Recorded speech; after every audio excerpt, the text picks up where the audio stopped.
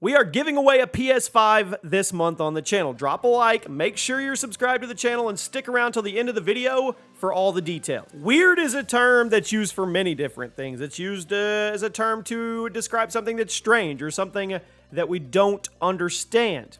Now, Call of Duty, it started out as a pretty realistic World War II game back in the early 2000s, but it's gotten outlandish at times. It's gotten weird. We've been to the near future, the far future, back to World War II, alternate World War II, and we're probably going to go back to the future at some point soon. But no matter the setting, some of the weapons the developers put in our hands are a little on the weird side. What is up, everybody? Chaos here. Today, we're going to look at the weirdest guns ever put in a Call of Duty game. You let me know which of these you thought were the most peculiar, I guess you could say. Drop a like, and let's kick things off in Infinite Warfare. The Banshee. Not to be confused with the Banshee from Black Ops 3. The Banshee in Infinite Warfare was a pump-action shotgun. Had a pretty interesting design, was actually pretty powerful looking back on it. It was a sonic shotgun, and according to the game description, it would employ a high-decibel acoustic driver providing balance, stopping power, and fire rate. Whoever came up with that definition, you're smarter than I am. Basically, pulling the trigger would shoot out a powerful sonic blast that was powerful enough to kill an enemy instantly. Now in the campaign, the Banshee acted more like a sonic weapon, disorienting targets instead of straight up killing them, but in multiplayer, it was one of the best shotguns in the game. It also had a pretty unique reload animation that would give you a good look at the sonic cartridges that the weapon actually runs on, which was pretty cool. I mean, it's a weird gun when you think about it, but it's also it's a nice way to start this list. Before we go on, guys, if you're a fan of other video game top 10s, go check out the link at the top of the description. Chaos Extras is where we are doing all the Chaos top 10s that involve other video games besides Call of Duty. So if you're a fan of those, I'd love to see you guys over there. At number 9, the Banshee in Black Ops 3. Not to be confused with the Banshee in Infinite Warfare. The Banshee in Black Ops 3 is also a pump-action shotgun, but instead of being sonic-powered, it fired a single blue slug made of energy. Made of magic, let's put it that way. When the Banshee was first added to Black Ops 3, people were calling it the Doom Gun because of how it behaved. Despite being a shotgun, it functioned more like a weapon from a classic 90s FPS. Fired a single shot that traveled slowly but instantly killed whatever it touched. It made it really difficult to use beyond close range, but it also rewarded you for getting good.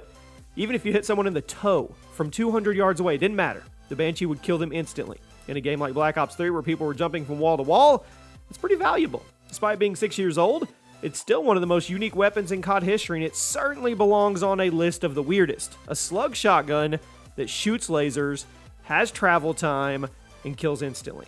And it runs on weird battery tubes instead of actual ammo. I mean, come on. If that's not the definition of weird, we should probably just stop. At number 8 today, the G11 in Black Ops 1. Now, the G11 has to be one of the weirdest weapons on this list, but interestingly, it actually existed in real life. It was a prototype assault rifle that was in development for over 20 years, but it never made it into full production. Originally, the German forces were looking for a new rifle to replace the G3, so the G11 entered production, got a lot of attention thanks to the caseless ammunition, meaning it didn't use traditional magazines. But logistical issues and the reunification of Germany meant the G11 never entered full production, and the German army adopted the G36 in its place. Now, Treyarch did the research. The G11 appeared as a final assault rifle in the original Black Ops, which isn't super historically accurate given the setting of the game, but who cares? 3-round burst rifle, insane killing power, was extremely accurate, but the weapon model, it was bizarre. The reload animation showed just how experimental it was. You had no traditional magazine. The ammo was loaded into these long tubes that you shoved in front of the gun, and for a dry reload, you had to crank it like an old BB gun. It was really good as a rifle, but it was certainly one of the weirdest weapons in COD history. Next time you look at it, remember, it actually does exist in the real world. At number 7, the Rift E9 in Black Ops 3.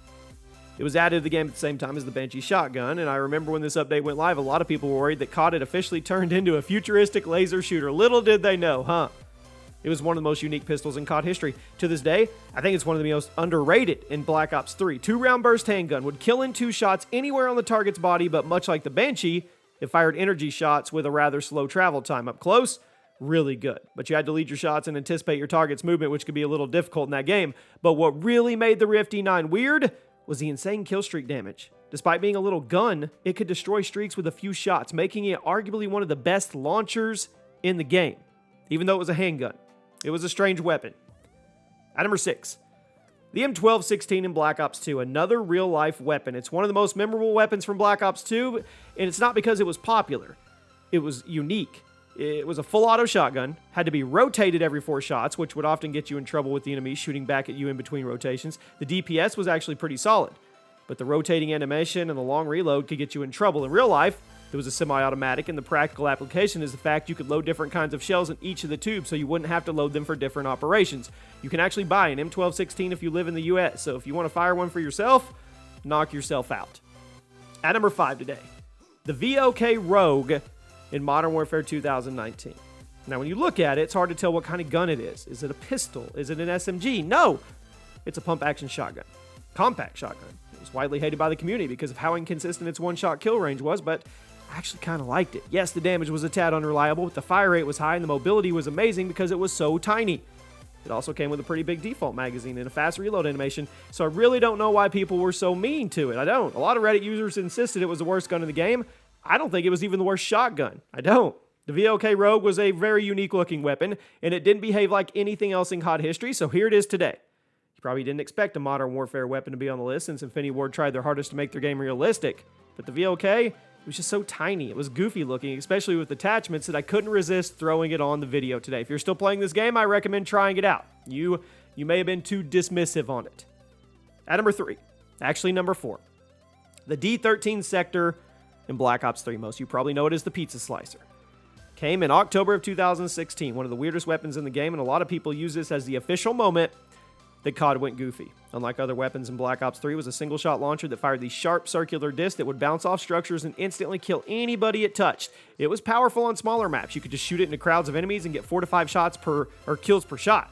It's also incredible at taking down the safeguard robot. If you want to get technical, it would actually deal 2,000 damage to enemy players, which was obviously more than enough to instantly kill them, but I never thought I'd see the day when we're using a pizza slicer weapon in COD. I mean, I guess Black Ops 3 did get pretty goofy with time, but the D13 sector was one of the most unique weapons in COD history. Definitely one of the weirdest. At number 3, the EM1 Advanced Warfare, the very first laser weapon in COD history. It's where Call of Duty officially transitioned into the futuristic FPS that it was from 2014 to 2017. Directed energy launcher. Didn't use any ammo, but it would overheat if you fired it for too long. It would fire this giant laser beam at the enemy and slowly burn through them. Depending on how far away and where you were hitting him, it could actually kill pretty quickly, but it was never seen as a top-tier choice, especially considering how obstructive it could be once the blast came out. The technical rate of fire was 1,200 rounds per minute, but since it was one beam of energy, it didn't really feel like it. The frequency of overheating can get a little frustrating as well, but if you were someone who played a lot of AW, it's probably a bit nostalgic for you. You may not have wanted laser weapons to be added to Call of Duty, but the EM1 was a turning point for the series, and with how ridiculous it was, here it is today. We've only got 2 left. Can you guess? At number 2, the R70 Ajax in Black Ops 3. Did you guys know this gun's official name in the game code is LMG Infinite?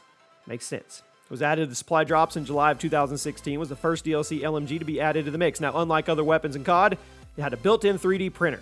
It would create the bullets as the space freed up inside the gun, which meant you technically had unlimited ammo. Now, granted, you can only hold so many bullets at a time, and if you use them all up, you have to sit there and wait for the gun to print more, which could get annoying. In terms of damage and DPS, it was average. Killed in 4 to 5 shots, fired at 652 rounds per minute, but the rather low recoil and the decent penetration power, it was a fun gun to use, and the fact that it was a 3D printer was actually pretty cool. A little unreliable, but cool. If you were lucky enough to pull it from a supply drop, you probably used it a decent amount, but if you didn't have it, you probably, I don't know, maybe you feel like you missed out? I don't know. At number 1, no shocker, no left field pick, the Venom X in Infinite Warfare. I know, the shocker, huh? It debuted as a power weapon in COD Ghost, but it returned as a DLC weapon in Infinite Warfare with some new, even crazier personality traits. It had 2 firing modes and could be pretty powerful if you knew what you were doing. Plus, every 3 shots, you would have to refill the tank with this weird alien venom sac. Now, in a game like IW, it fit right in. Back in 2017, well, people, they were eager for stuff like this to be booted out of the game. After games like AW and Black Ops 3, COD fans were ready for a return to normalcy, and while COD World War II didn't quite do the job, the Venom X was basically a nice little bookend for the crazy jetpack era. I mean, maybe I'm thinking too hard about it. Probably, but whatever. Certainly the weirdest weapon in COD history. I don't think anybody's going to argue with that. So there we go. Let me know one weird weapon that didn't make the list. Now that I think about it, the nail gun from Black Ops 3, every melee weapon from Black Ops 3. But yeah, you let me know. And about the PS5 giveaway. We give away one every single month now in 2023 here on the channel. Drop a like on the video, make sure you're subscribed with those notifications fully turned on, and in the comment section, tell me the weirdest gun in Call of Duty and include your Twitter handle, because if you happen to win, I need to be able to get hold of you, and you can't do that by just leaving a comment. So make sure you leave your Twitter handle and follow me over on Twitter. I'll see you guys soon.